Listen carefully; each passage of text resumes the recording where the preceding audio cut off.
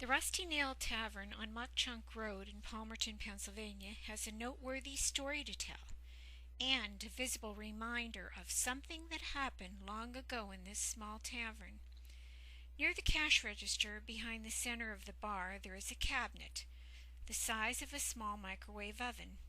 The door is covered in golden-colored leather, and on or in the leather is the face of an old man. Or is it? The locals believe the stretched leather is that of former tavern owner Boots. Back then the tavern went by the name of Boots's Tavern. Pointing to the base of the bar, they showed me the neon outline of a cowboy boot. Supposedly Boots, despondent over the affair of his wife with another man, picked up a gun and shot himself within the building, although some patrons told me it was by hanging.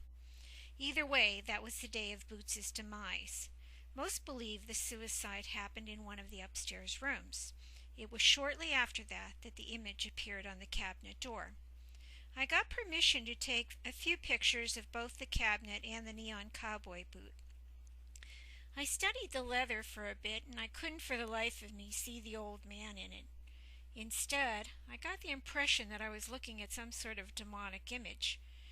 The radiating lines reminded me of sun rays. Perhaps a sun god? That's a possibility. But hey, I was seeing this image for the first time, and there doesn't seem to be a picture of Boots to determine if there is some likeness to the imprint. The leather has been touched up and cleaned many times, but the face always remains the same. And how apropos that the leather just happens to be a golden yellow. People have worshipped solar deities throughout history. In fact, our word halo comes from the Greek word that simply means the sun. I located a picture of a sun god from the internet. I faded the picture, and then I superimposed the picture onto the leather, and lo and behold, it seemed a perfect fit. So you be the judge. Is it a demon, a deity, or a human? I certainly don't have that answer. Interestingly, that day, one of the female patrons who I was talking with shared a personal experience with me that she had had in the bar. She said, and I quote, "One day I was sitting here on the stool, and that fire extinguisher and telephone came flying off the wall. I looked over to the right side of the wall and noticed the phone was now on the counter, but the fire extinguisher still hung on the wall."